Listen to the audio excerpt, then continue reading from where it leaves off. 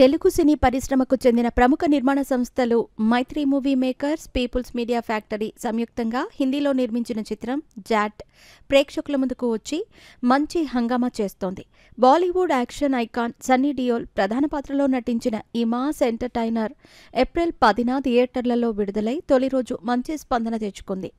తెలుగు శైలిలో మసాలా కథాంశంతో రూపొందిన ఈ సినిమా ఓ గ్రామాన్ని గెలవాలనుకునే యంగ్ విలన్, ఆ ఊరిలో అకస్మాత్తుగా ప్రవేశించిన హీరో, అనుకోని పరిణామాలతో వీళ్ల మధ్య జరిగే శక్తివంతమైన పోరాటం అనే ప్లాట్ లైన్ను ఫాలో అవుతుంది.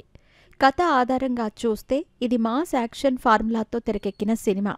దీంతో పాటు సౌత్ ఇండియన్ సినిమాల ప్రభావం బాలీవుడ్లో పెరుగుతున్న ఈ కాలంలో జాట్ కూడా అదే టచ్లో రూపొందిన సినిమా కావటంతో పాజిటివ్ టాక్ని సొంతం చేసుకుంది.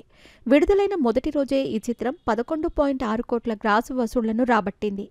ఇది ఓ మోస్తారు ఓపెనింగ్గా భావించవచ్చు. అయితే సన్నీ డియోల్ గత బ్లాక్ బస్టర్ గదర్ 2 తొలి రోజు వసూళ్లతో పోలిస్తే ఇది చాలా తక్కువ. గదర్ 2 ఓపెనింగ్ 40 కోట్లు. ప్రస్తుతం జాట్ను కేవలం హిందీ భాషలో మాత్రమే విడుదల చేశారు. అయితే తెలుగు ప్రేక్షకులకు కూడా ఈ సినిమా చూపించాలనే యోచనలో ఉన్నట్టు ఇండస్ట్రీలో చర్చ నడుస్తోంది.